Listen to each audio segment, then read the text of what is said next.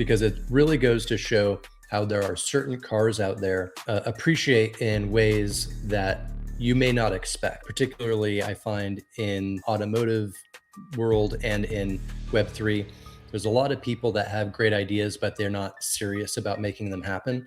And so I love when I meet somebody I know is serious. I was like, yeah, I need to work with this person. Kind of grew up around a racetrack, cars, anything honestly with a motor, boats, cars, dirt bikes. Yeah, it just looks so clean. And this guy like walked up to my window and he's like, I think you have the coolest car here. I was like, dude, thank you. Going over some ideas of a new series that we want to put together of something that really respects car culture. All right, it is time for another episode of the Money Shift podcast. This is number 32. And today we're joined by a special guest, somebody that I met IRL in the last week, who was actually introduced to me by one of our Driven Labo community members. That is Corey Sorrell, and he is a local Austin, Texas car culture content creator who does videography and photography. And so we're going to be sharing a little bit about what we're up to this weekend and some plans for the future. And of course, we've got Gary with us hanging out.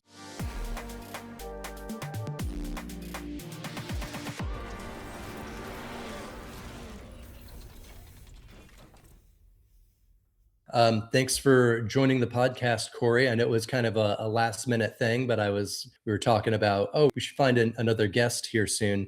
And I was like, I got the perfect guy. So sent out the invite and you were kind enough to join us in kind of a couple days heads up. I'm always free.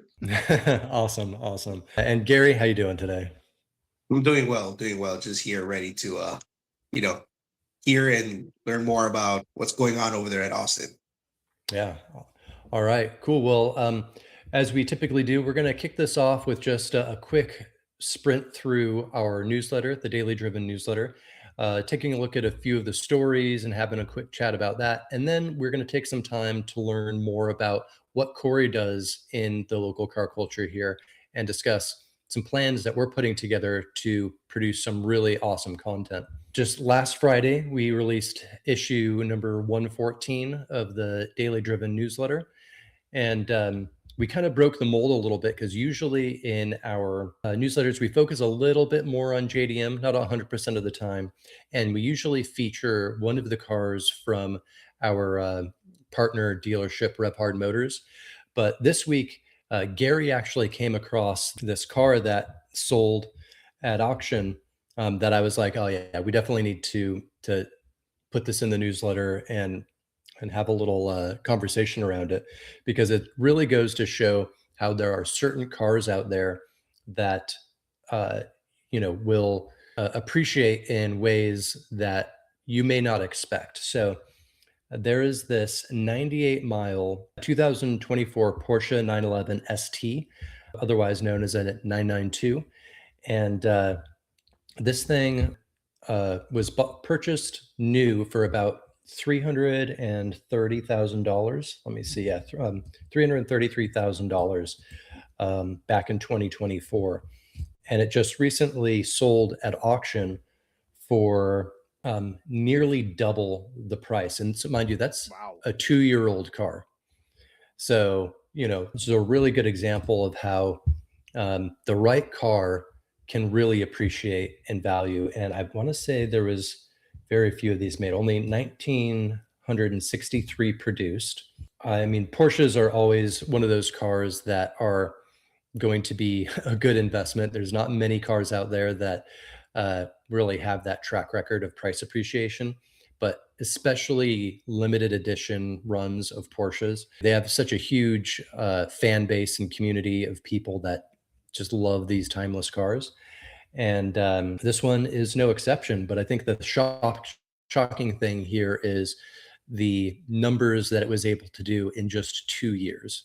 Usually what you see is after a car is released, it'll depreciate in value until it reaches its market bottom at around 6 years. And then if that car has become a proven collector car, it will start to appreciate again in value and eventually eclipse the price that it originally sold for. And I think this thing just skipped that entire standard market trajectory and just went straight into price discovery. So, yeah, I mean, I personally have a love for Porsches. My family is from Stuttgart, Germany, where Porsche is from. And yeah, just beautiful, beautiful car. Curious if you guys have ever seen something like this that, like even with Ferraris and Lamborghinis, they don't usually appreciate and value this quickly. Have you guys ever seen anything quite like this? Honestly, I don't really see a whole lot of Porsches that have that low of miles.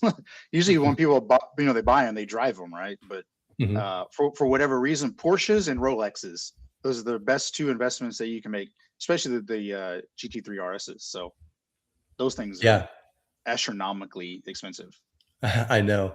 It's funny. I've been wanting to, and maybe one of these days I still will, is get a like an old air-cooled 911 for Mm, my wife. Even just, I don't know, 5, 10 years ago, you could pick one up for like $20,000, 20 to 30. And hmm now they're like, you can't find them for less than 80. That's like a 40-year-old car practically. So right, yeah, as you said, Porsches are good investments. This is they not are. financial advice, but Porsches are good investments. Right. And they Yeah. always photograph well too. There's the lines, they're timeless, classic. Everybody Mhm. knows the name. So Yep. Although not everybody says it correctly. Most people say yeah, Porsche, but yeah. having Porsche. come from a very German family, yes, you got to pronounce the E on the end. I've seen that multiple times on Facebook and Instagram, and people making reels about how to pronunciate the correct way. Mhm. Yeah, I don't think it'll ever, at least in the US, people ever fully get it right. Yeah, But yeah, so like, the reason I bring this up is because that's one of the things we're really focused on here at Driven Labo is identifying which cars are going to become these collector's items. And as I mentioned before, usually there's pretty good period of time before they reach that status. And this one I thought was really an interesting outlier because, and if you look across the board, I'll even show you here, we've got the market snapshot for the 992. If we click in here, you'll see that that price is actually not that unusual for these cars.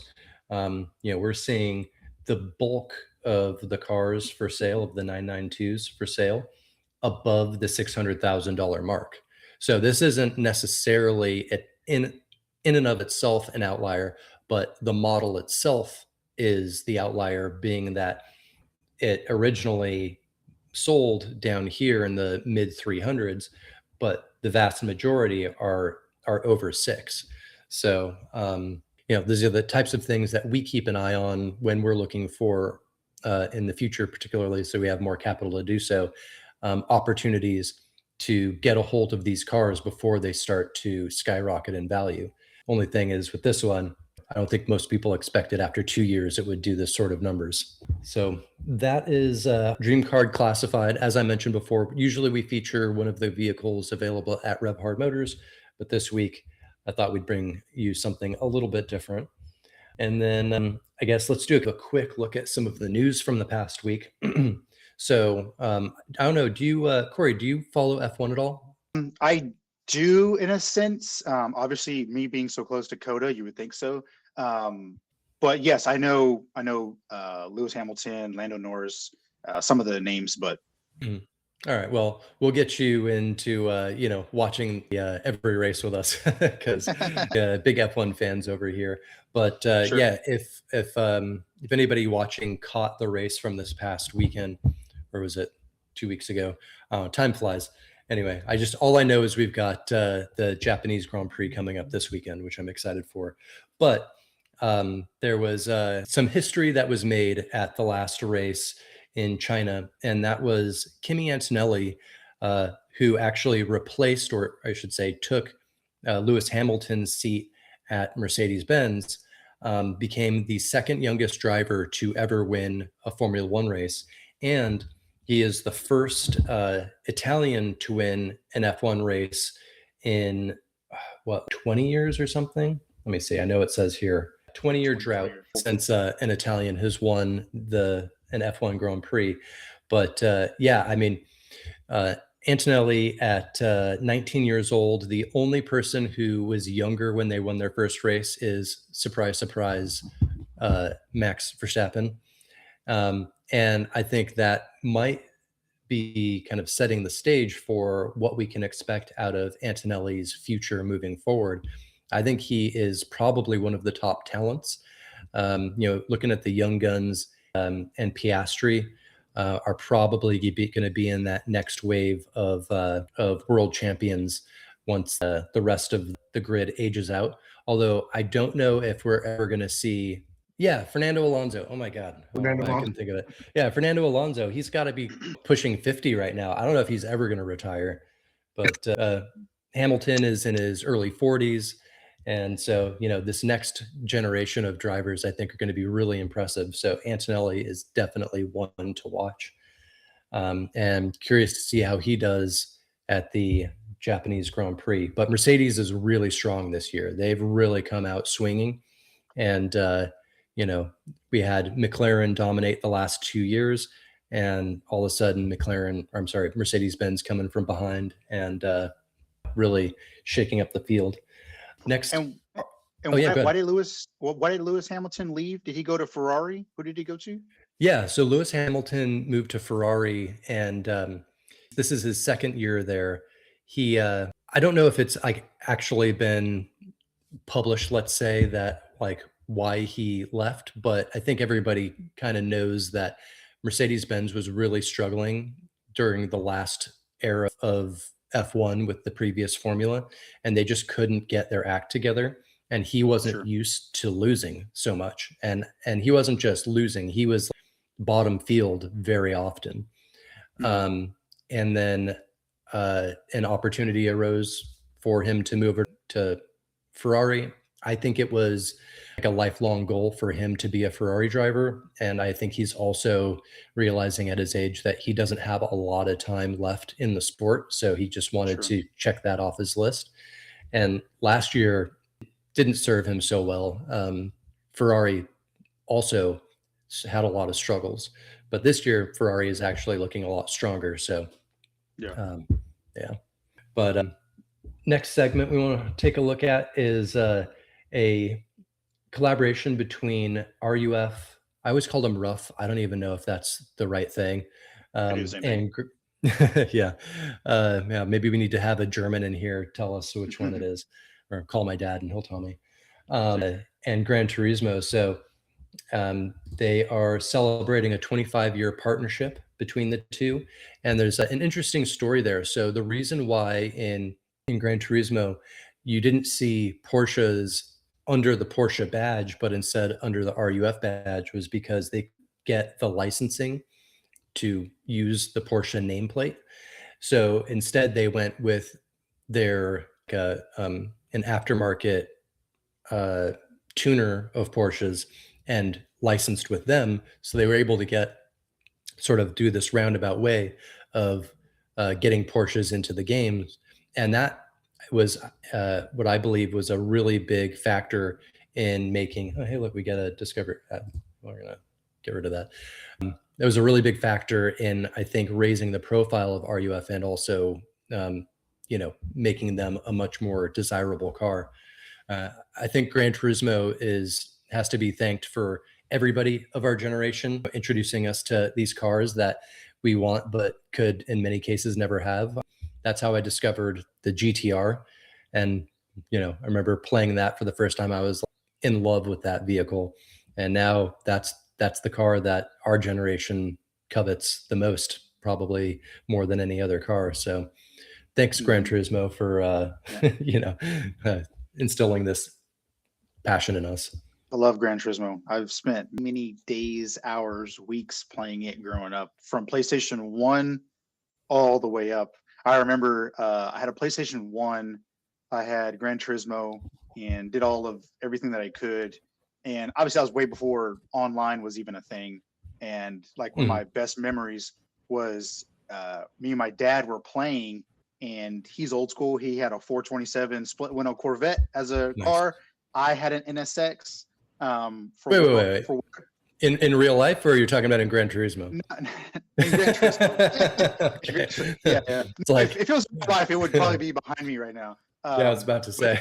But anyway, but the cars were so different, obviously on every level, and especially horsepower. But obviously the NSX, I could catch him on the corners, but on the straightaways, he always pulled away. But my dad got a lead on me, and he was messing around, and we came around the last corner on the last lap, and for whatever reason, both of our cars were, because I had a run on him, we had a drag race all the way up until the finish line, and it was just so cool. I always remember that moment. But anyway, Yeah, I mean, those are the formative moments that I'm sure are like the things that made us really love motorsport and love cars. I mean, absolutely. I definitely like have so many fond memories of racing with my brothers, and you know, them always, because I was the baby of my siblings, and they'd always make fun of me because, like, I don't know if you would do this when you were little, but when you're playing the game and you turn, so Right. it was one of the first memories that comes to mind. But that also shows how long I've been playing these games since yeah, PS1 days Hmm. and earlier. So yeah, they're doing a collab event in Tokyo, and man, would I love to be able to make it out to see that. Pretty cool. But yeah, the hope is we'll be making a trip out to Japan this year, and we do have plans to offer a community trip to those in the Driven Labo community to join us on some Japan and Tokyo trips coming up. My business partner Josh has a lot of connections out there, and has a friend who does basically like an initial D tour. So you can rent cars from the Initial D movies or movies show and go and drive the actual roads portrayed in the show. So yeah, we got some things we really want to do, and some more connections we've been making in the Japan side. Something that came to mind. You know what's coming to mind at the moment? I'm looking at the swag and I'm looking at the graphic.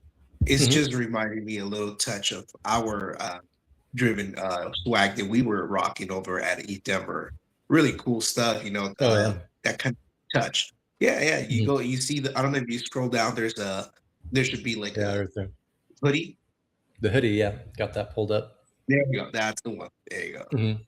Yeah, I love like car culture merchandise, or you know, like I'm actually wearing, this is a shirt that is Daniel Ricciardo's brand, Enchanté, and yeah, just like it's always the coolest merch coming from automotive brands. So we have more coming on the way from a Driven Labo as well. But I'm wondering if you have to be there to get this hoodie, because if I would anybody's imagine it's watching, exclusive. yeah, if anybody's watching and you are in Japan, I will pay you to go and pick up one of these hoodies for me. I really want There this. you go. All right. Speaking of cool collectible items, next story is in our Automotive Web3 segment. So McLaren has been in the Web3 space for quite a long time. They previously were, oh crap, why can't I remember all of a sudden? Which chain were they on for the longest time? Was it Tezos? No, that was Red Bull. I don't know. Somebody in the audience, I'm sure you remember. But recently, they signed with Hedera as their new Web3 partner. So Hedera being another blockchain. And now you can get collectibles. Actually, let me see if I can get the Japanese Grand Prix collectible that is currently available. So let's see, we're on news, F1 collectibles. See if it allows me to. I managed to pick up the first one from, I think it was the Australian Grand Prix. So let's see, is it time until the drop? So we got 15 hours until I can pick up the Japanese Grand Prix collectible NFT. So this is just a cool little thing that they're doing to build more of an audience in the Web3 space. And when you collect these NFTs, they're also doing giveaways that will be offered to those that have collected them. So I'm not entirely sure what they're giving away. I'd imagine maybe some trips to some of the Grand Prix and things like that. But I know our audience, particularly our live audience, is very Web3 savvy. So these are free mints. Definitely get on it. You just need to get in that window before the race starts to claim your NFT. Yeah, and you said 15 hours. I guess this week it might be a little bit different. Usually they have them available until like Thursday on our end for you to claim. But I guess we will be making an announcement. That's a reason why people should be joining our Discord, right? Because announcements like these are made, where we come across that, something like this where community members can go and collect free collectibles, like these digital collectibles, such as I believe this will be the Japan GP for this weekend. So you guys can go ahead and just join our community and just be aware that we're going to be posting and announcing, things like these. But I was going to mention, as far as the chain, I just recalled, wasn't it OKX? No. Chain, I'm sorry. No. Tezos. No, you're right. It was Tezos. Was it okay, yeah. Tezos. Yeah. That's what McLaren was, partnered with. So yeah, this is the one I picked up from the Melbourne Grand Prix. Nice. And then I missed the Chinese Grand Prix because that was when I was moving and just totally skipped my mind to do that while I was on the road. But I'll be doing my best to collect all of the rest of them. And I might even just find this on the secondary market and buy it anyway. But it's just always great to see, particularly these F1 teams supporting Web3. It's like, they're very tech forward, and there's a big audience that they're kind of priming for us in a sense. They're millions of people to these Web3 brands, and now we can find those that are sort of been warmed up by Web3 and their presence in the sport to bring them the rest of the way. So and then moving on, we'll just do a quick mention, and then we'll get into our interview with Corey. But F1 movie. I don't know if any of you guys saw it. I would be shocked if you hadn't. But the F1 movie won Best Sound at the Oscars, and I was really hoping that they would pick up a lot more awards, because that movie was incredible. It's long, but it's good. Yeah, and there is going to be a sequel, so I'm very excited about that. So maybe they'll snag some more with the sequel to the F1 movie. But it's always good to see, motorsports breaking into pop culture, breaking into the mainstream, and getting some recognition. So that's why I wanted to feature this here in our culture section within the newsletter. So that's our quick rundown through the Daily Driven newsletter. We've got issue 115 coming out this Friday. So make sure you go and subscribe so you can get that in your inbox every single Friday. And just get some, get that alpha, get great automotive news, and also get updates about what we're doing here at Driven Labo. But so let's go ahead and learn more about Corey and what he does here in the local car scene. So, all right. I want to give a quick backstory. Also a shout out to our community member, Phil, who introduced us. So I've mentioned Phil so many times on this podcast because he's been such an amazing community member, and he's also been one of our guests as well. But we were chatting, I don't know, last week or so, and I was saying that I was hoping to find somebody here locally, now that I've moved to Austin, Texas, who does automotive photography and videos and editing and stuff. And he's like, oh, I actually have the perfect person for you. And he immediately reached out to Corey, gave him a quick rundown of what we're doing. Later that day, Corey and I jumped on a call, kind of got to know each other and what we're both working towards. And then realized that we had that Cars and Coffee coming up at CODA this weekend. So we made some plans to meet up there and, just sort of like get to know each other a bit more, check out some cars and do a little bit of content. So that's how I came to know Corey. I think we definitely hit it off right away. Two big car guys, very creative people, and I always love hanging out with people that share the same interests. And come to find out, you're into crypto too, as well. So yeah, so that's my intro. Yeah, what anything you can add there?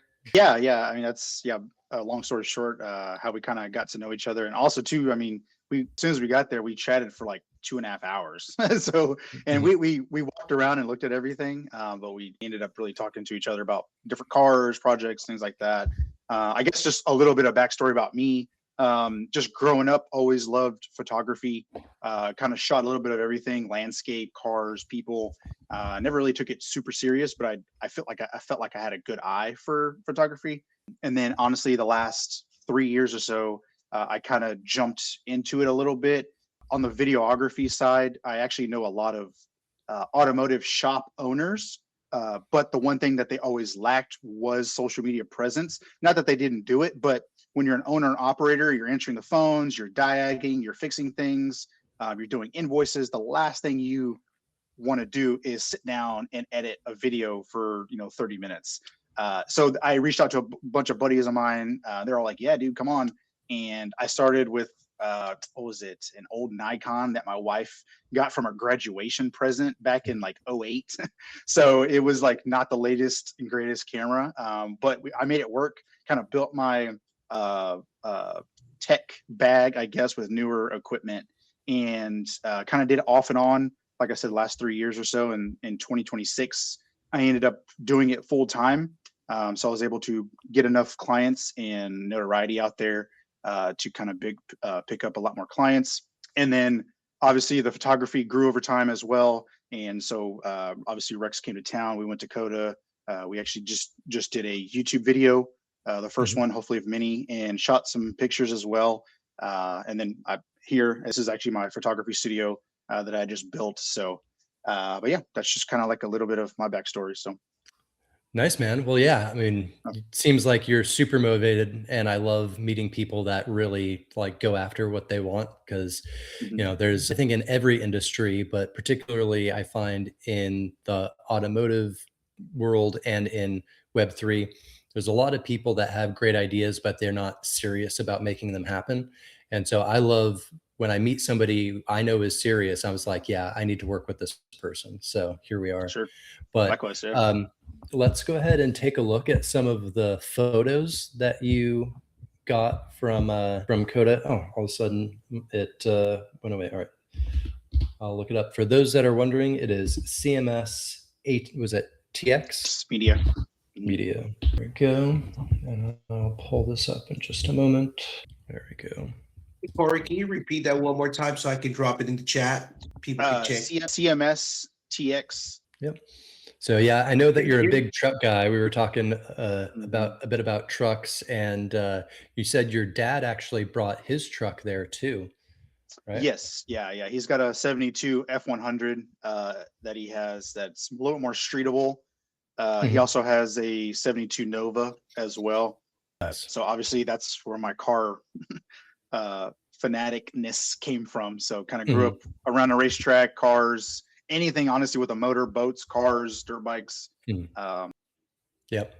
I'm the same way. I appreciate it all. I have my focus personally, it's JDM, but anything mechanical, any machine, anything with an engine, I just love it.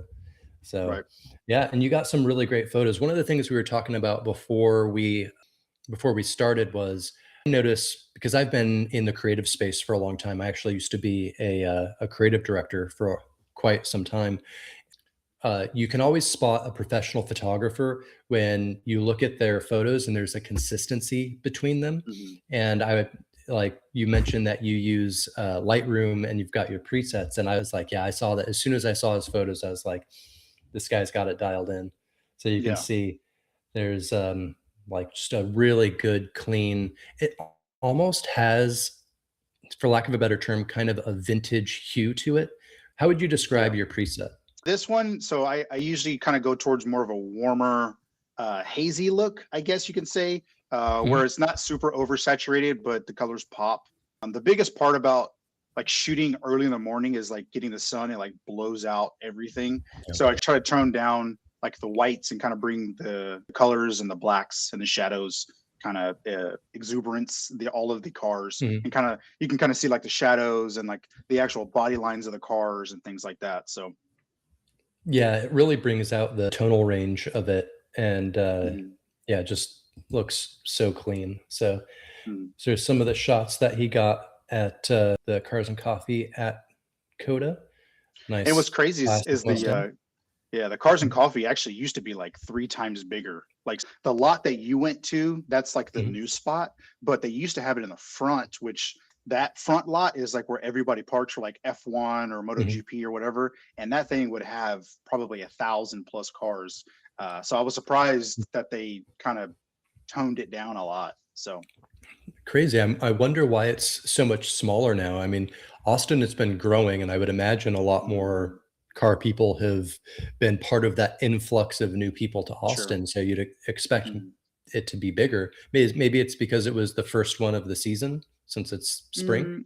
Possible. Or maybe they just kind of want to regulate it maybe a little bit more. Maybe it's just too big. Because sometimes if you got too many people, it's kind of hard to regulate some of those folks. So yeah. One of the things that I liked about it, real quick, is most Cars and Coffee it's just whoever wants to show up can show up and show their car. And in this case, in order to show your car, you had to pay like $12 fee to get in.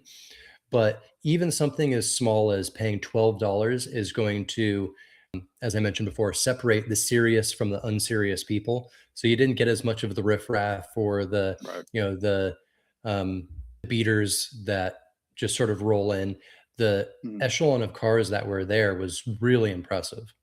Yeah, especially on the JDM side too. Oh yeah, yeah. There were a number of Mark IV Supras, few GTRs, R33s. Yeah, the beautiful right-hand drive DC5 Type R. Yeah, that thing was super nice. clean. Yeah. Yeah. And Gary, I know you were going to say something. Sorry for cutting you off. Go ahead. No, it's okay. Actually, you answered pretty much the question I was going to ask, which is perhaps there was some sort of like, as Corey mentioned, they were trying to control a little bit of the amount of people or amount of vehicles that are, at the Cars and Coffee. And I was going to ask, is it generally, it seems like generally these cars and meetups, right?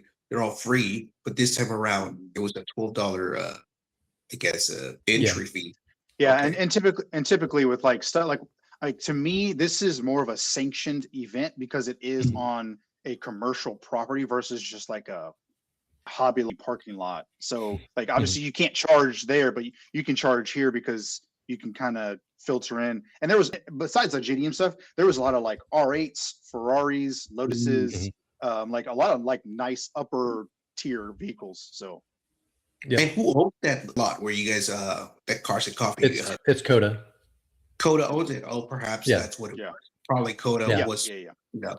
Yeah, that whole like patch of land where the track is set up is all owned by Coda. Even I believe the Turn 11 spot where we're looking at setting up the headquarters is technically owned by Coda, but I don't know exactly how that works, but I think it's part of that property. Yeah, I think it's like 100 acres, maybe. I mean, it's pretty massive. So that is massive. And expanding because they're going to be putting in a second track, I hear, in the next year or two. Some Lotuses. Oh, you got the Stagia. Nice. Yep. So on the RPF ones, one of my favorites. A little rough, but yeah, the RPF ones always a classic. These are all your shots, Corey? Yeah. We're looking at these are all your shots. Wow. Yeah. Gotta go back to that GTR. I saw a GTR, a black one. Oh yeah, you've got the R32 GTR right here. There it is. The iconic double circle head or taillights. Yeah. Looks like probably a Hellcat or something. Yeah. Lotus Emira. I can't tell from this angle. I get lost on the Lotuses. Yeah. This is definitely a Toyota Supra, Mark IV Supra interior. Can't mistake that. And hey, some shots of my car. So that's my Nismo steering wheel. And I'm sure everybody here is familiar with my S14 with the base livery on it. So Yeah, Yeah, it you had was quite a bit of people stop by. Yeah, look at it. yeah, there was it tends to draw a crowd. I was curious given how many cool cars there were, how like the attention it would get there. And yeah, I had a lot of people coming up and asking questions as and if you watch the video, which we'll share a little segment of it here in a minute, but there was a couple of conversations that Corey captured of me talking with some people about my car. But one thing that was cool that kind of made my day as the event was winding down and people were starting to exit, I was just letting my car warm up, and this guy came, like, walked up to my window, and he's like, "I just have to say, I think you had the coolest car here." I was like, "Dude, thank you." Like, with all the cars that were here, mine was the coolest. I know Right. it's one guy, but Yeah. hey, I'll take it. Fairlady Z that was parked right Yeah, next to that mine. That thing that's was what I wanted to see. That's my favorite car. yeah. Yeah, I know you love the Z's. Yep, I Yeah. And I've do. got more pictures of that one. I just didn't post it just because I didn't want to Mhm. And I put did see the 400 pictures video. on. And all right, I saw the video, right? And I see. I mean, your car's pretty sweet, Rex, but you're standing up in front of a Z as well. So I'm like, Hey, taste is subjective. I don't mind if you prefer the Z over my car. Totally fine. your car is really nice. It is actually. It looks really good. It actually looks better than the Z. It's just my favorite. That's all. But Yeah. hey, Yeah. it Yeah. looks good. And again, I That do. Z I was did make pretty a cool. comment internally. Yeah, it's Yeah. sweet. It's a sweet car. Yeah, it even had like the Japanese plates on the fender, like the lower fender too, which was pretty Mm. cool. Well, was that the one that was parked next to me? Because there was another one that was Mm. like a couple rows over that had the Japanese Fairlady Z Yeah, badging on the that side. was that one that I took pictures of. It was Mm. like an OD green with like black flares Yeah. and And had didn't like, it had an LS in it, didn't it? I think so. Yeah, I think it had like Which LS1 or is LS2 or something. yeah, which is, not my favorite And you're choice, but I bet it's and that's fun. honestly in Texas, that's a lot. Like a lot of people LS swap everything. I don't mean anything and everything. Yeah, I mean, these days, LS is the thing to swap, so what are you gonna Yeah. do? Well, also too, there was a drift missile there, that 350Z with like the massive exhaust Mhm, tip. It was mhm. LS swapped with like a blower on top. Oh, yeah, not surprised. But let's go ahead and, watch the first few minutes of this video, which we just posted yesterday to the Driven Labo, YouTube channel, and, kinda give you a little taste of Corey's work. All right, finally made it out to Austin, Texas, and at our first event here, Cars and Coffee at Coda. And not too far, right around the corner here, is going to be where we're going to be setting up shop with the Driven Labo HQ. So let's take a look at some of the cars and community that they have to offer here, but super excited, so let's get into it.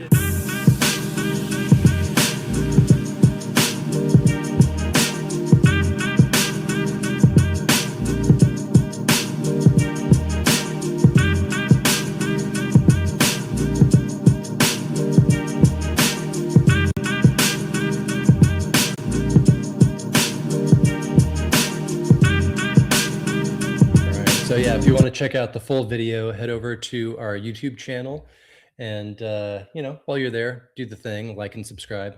But yeah, I think that this video really turned out great, and we actually had a conversation yesterday, going over some ideas of a new series that we want to put together. What do you say? Should we give a little bit of alpha on some of the things that we have in mind for some YouTube videos? Give everybody a Yeah. little taste.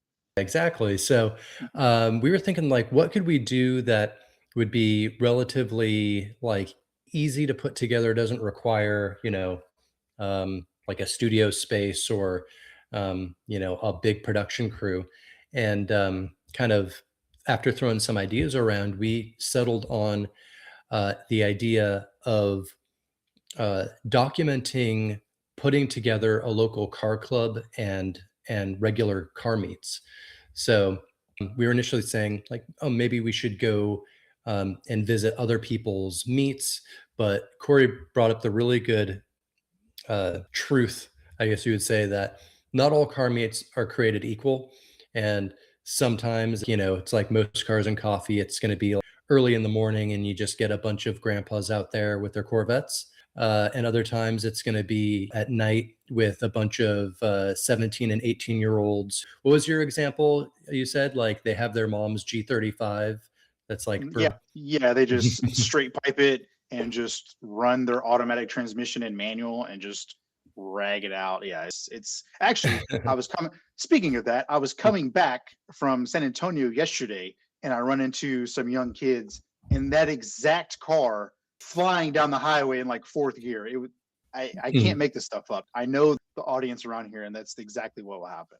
Yeah, yeah. So, trying to avoid some of that riffraff and the kids that, let's say, don't exactly give a good name to the car scene, and Mhm. instead, what if we were to show what it is like, or what it would take to start our own events, put together our own car club of something that really respects car cultures. Finding a way to do it in a sanctioned way at different locations, maybe show how you could like moderate the people who come in, because one of the things I've seen in um, being part of different car clubs and events is some people build a really bad reputation that kind of ruins it for everybody else.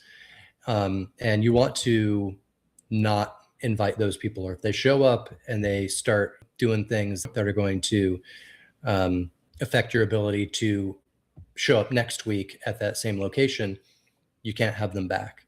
So there's got to be a way to put together a really respectful scene. Have members that are going to show up for the right reasons, and maybe even figuring out ways to build that into a much bigger community and establish more of a, what's the word I'm looking for here? More of bringing back that etiquette that used to exist in the car culture. And since like the advent of Instagram and everybody doing everything for the engagement algorithm and whatnot, getting back to the roots of these events. So that's what we're going to be doing. And curious, in the time since we last spoke yesterday about this, have you had any other thoughts or uh, ideas of how we can really make this series unique? Yeah, a couple things that I was thinking of is if you can get members to pay like a monthly fee and basically make it more exclusive and a little bit more Mhm. limited edition. If they pay, say, $50 a month, that automatically gives them a spot to park at whatever place we decide on.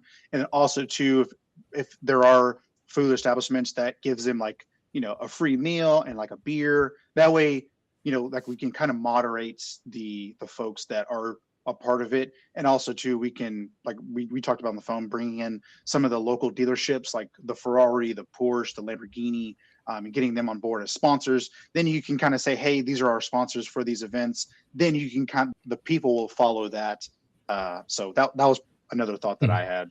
I think that's a really great idea. Sort of like what we were talking about at Coda, how it was just a $12 fee, but I think even that is a little barrier to keep certain people out and more serious people in. We could do something where it's like monthly dues or monthly fee, but it's Mhm. not just simply like going into our pockets. They're going to get something out of it. They're going to get Yep. maybe some merch like a shirt, hat, stickers.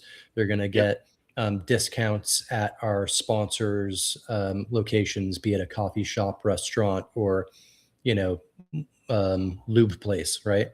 And Mhm.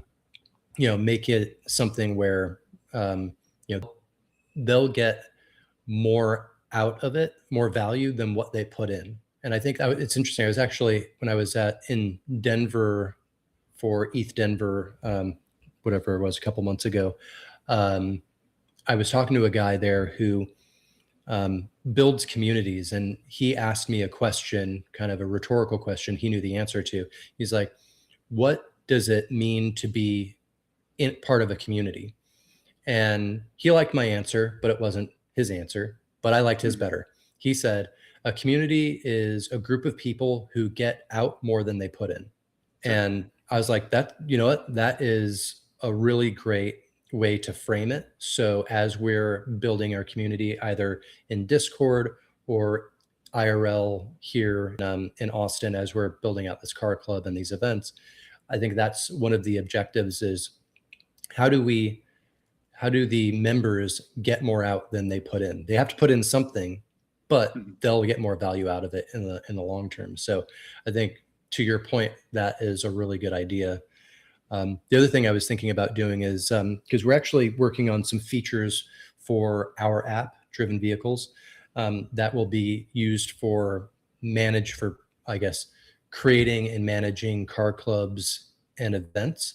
But those aren't going to be ready for a little while. So I was like, oh, what if I were to make a proof of concept app and we could pilot that with our own community that we build out, where there would be like, you've got, in order to join the event, you've got to, check a few boxes off of, create your account, you've got to pay your fee or whatever. And, maybe there's some sort of thing in there where there's like reputation. So if you show up and you break the rules of the club, which will kind of harm our ability to operate, then you could get potentially like blacklisted from the group, or you'd have like strikes or something. And I don't want to be punitive, but there does need to be, Repercussions for your yeah, action. yeah, 100%. Because I think that's really like, not to be like the old man that's, shitting on the younger generation, but I feel like so much of the kids these days, they've never really experienced consequences. And so they feel like they can get away with so much. And so I Mhm. think there needs to be some things in there that keep people in check. And usually, in my opinion, the best way to do that is through trying to think of the word for it. It's like social pressure. It doesn't have to be like, we're gonna, you know, ruin your reputation and, like say shit about you on online and like, make sure that nobody ever lets you into their car club again. But instead, having this pressure from other people in the community to make sure everybody is there for the right reasons. And if somebody gets out of line, to help bring them back into line. But Held accountable. exactly. But Mhm. through that as well, we could also use that app to onboard sponsors and to serve the sponsors deals or promotions to our members. There's so many things we could do with it. So be kind of fun, maybe even to do uh, one of our first episodes where we're brainstorming what kind of app we could build as a proof of concept and sit down and do it, and then maybe take it out to a few people and get their feedback on it. Um, and anybody who's in the audience, if you've got any ideas of uh, like the features that would be really beneficial to managing a car club or events, definitely send them our way. We'd love to consider them, maybe put them into the app. So that's where I always go. I always think about how do we productize something. So, Mhm. we talk about a Sure. club and events. I'm like, okay, how can we turn this into a product? Yeah.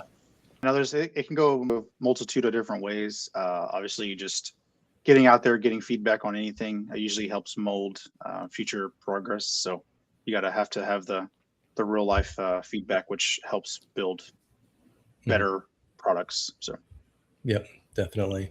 Well, I have a Um, question for Corey yeah. actually before we started, I guess, wrapping up here. But I wanted to ask Corey, how involved are you in regards to, well, first, how long have you been in Austin? so this is actually a conversation I had with Rix. So I was actually born and raised in Austin. Okay. Born in '91. I've seen it grow. Obviously, a lot over the last couple of years. It's funny. A lot of people who were born and raised here don't even live in Austin anymore because it's just changed so much. It's just a different world. True. But with that comes different folks from different places that bring new ideas, new events, new everything. So obviously, there's a reason why Tesla's here, the Boring Company, Google, Michael Dell. I mean, there's a mountain of big people here. Even like actors and actresses live here like crazy. So yeah, it's a place to be. People like it. Obviously Rex, he visited like once or twice for like Formula One, and you're like, yeah, this is where I got to be. So it's a good tech hub now. Back then it wasn't, but obviously with the influx of new businesses coming here, it works really well for especially the younger folks that are really digitally advanced. They kind of get it, get all the I guess jargon, but they're very personable. They obviously a lot of the folks out at Coda, there honestly there was a lot of young people there that had really nice vehicles. So it's just a good pot of good people. So Yeah. I guess from what you just mentioned, it's actually brings up a good point to like start intersecting, I guess, or intersecting a little bit more of the Web3, bringing it on board into the cars and coffee kind of meetups, especially given that Austin. Now, I'm not familiar too much with of the scene of the when it comes to the car culture there. Since you're born and raised, I'm sure you are more aware of how often and how big the events are, right? Especially given the sure. Coda is there. But Mhm. bringing up Web3 and incorporating it in there some way and somehow, as Rex was pointing out, right? Brainstorming what we could do, and then maybe we could start diving a little bit more into the, I believe it was what's the feature we're going to be working on, Rex? It's The on-chain registry. the on-chain registry. Perfect. Thank you, Mhm. Rex. So all of that, this is actually a good time to start doing that. So yeah, that's cool. That's cool. Thanks, Corey, for Yeah. giving a little bit more perspective of what Austin is and what it's going, I guess, moving Yeah. towards to, which is the tech place as well. I've got a bit of a follow-up question to that. Having lived here your whole life, how has the car scene in particular changed over the years? I would probably say, obviously, it's grown a lot. The biggest thing is trying to have meets are a little bit harder, especially on non-sanctioned places. Mhm. It's very hard to like go up to a Starbucks and just, hey, 40 of you guys come on, because then they get all kind of mad and like, hey Yeah. guys, you can't really do that kind of stuff. But a lot of people do it wrong, and what they do is they just do it versus going inside and asking for permission and saying, Yeah. hey, we would love to work with you guys on getting basically, because business is business. So if you can bring guaranteed customers to them and they're getting what they need out of it, and as of us getting the car culture together, then it works really well. But if you don't kind of do the preliminary steps, it usually kind of falls in its face. Yeah, I was actually talking to Rex about this at Coda. Hot Import Nights used to come here a long time ago. They used to do like, after parties and like drift competitions and things like that. Which obviously, I don't even know, are they still around? Hot Import Nights? Is that even a thing? Yeah, I think they still do it in LA, if I remember correctly. But yeah, there's stuff that have came and gone. There's actually it's called Lone Star Roundup. It's a bunch of older cars. I think there's certain years that you can be in the show. I think it's like the 30s to like the 70s. That's usually a really big one. Everybody goes downtown on Congress, and you can drive up and down the drag, the boulevard, whatever you want to call it, and show off your ride. That's still really prevalent. But as far as like the import scene, I'm sure there's stuff that's out there. And the problem is, another thing too, is the advertisement. People don't advertise a lot unless you're like in a net group. And I think if Rex and I, or all three of us, can work together to advertise enough, I think that we can probably grow a pretty good amount of folks interested in getting together more often, because Cars and Coffee, I think, is only once a quarter. So to me, I mean, four of those a year. I mean, you should be doing those like at least bi-weekly, I would imagine, especially in the summertime. Every geographical location's a little bit different in what Yeah. their car culture is like, and also how it's grown over the years. So it's interesting to see what Austin has to offer, because there's so many automotive enthusiasts out here, but it seems like maybe they're a little bit bifurcated between, like, these are the muscle car guys and they do their thing, and these are the import guys or the truck guys, and it's only at the quarterly Cars and Coffee or something that they actually get together at Coda and all show Right. their cars. So yeah, it'd be kind of cool I guess to do something to I bring them guess the together more often. Yeah, I guess the better explanation is the car scene here is like high school.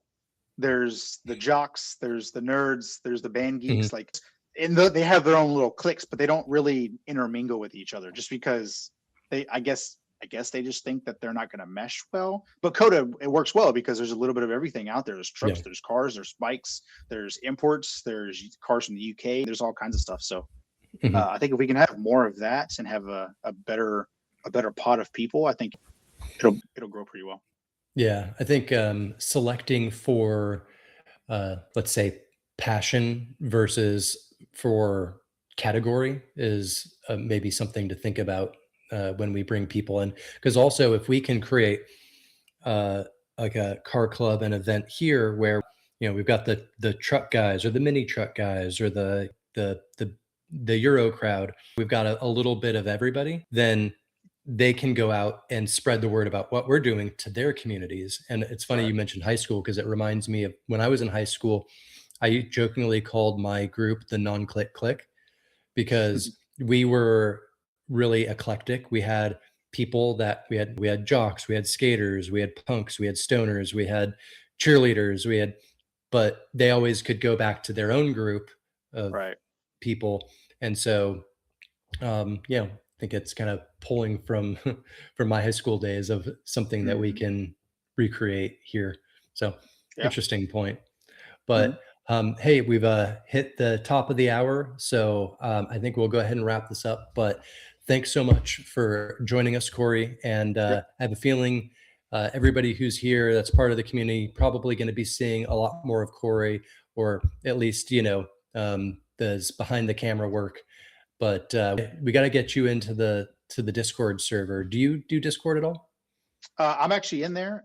Oh, you are. Awesome. It's Yep. Phil got me set up. Cool. All right. Good. Yeah. Good job, Phil.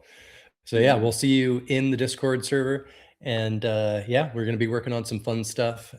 So can't wait to get started on this project with you. So yeah, anything you want to shout out before we go? Any accounts you'd like people to follow? Yeah, one of my main pages is the CMS TX Media page. That's usually where I post most of my videos and photos. Mhm. So But that'll yeah, be just Facebook looking. and Instagram, right? It's the same on both. But if you're in the Austin area and you want a photo shoot or videos, just let me know. All right, great. Well, yeah, thanks for stopping by. Gary, anything you want to shout out before we call it a day? Yeah, sure. So follow us as Rex was pointing out. I also dropped the links to Corey's Instagram page. You guys can go ahead and check it out on the chat. Follow us along so that way you guys can be part of what not just only of as a viewer, but be part of the culture, be part of the community. That's what this is all about, right? So we don't want to do what we had just discussed, which is make clicks. We want a big family, and that's what it's all about. So, with that, I guess we will see, I guess, everyone here next week for the next episode. And for those that want to more of an audio, I guess we're going to be having our day build a burnout on Friday as well. So we Yep. actually will be there on X, and I believe same time, right? Nothing is moving, even though Rex has moved Yeah, new from new time zone, my but we'll time keep zone. that one the same. So yeah, Yeah. that's 9:30 Pacific. What is that? 11:30 Central Time on Friday on X. And then yeah, please subscribe to the Daily Driven newsletter. That's Driven Culture, drvnculture.xyz. And we'll see you next week. All right. Cheers, guys. Thanks.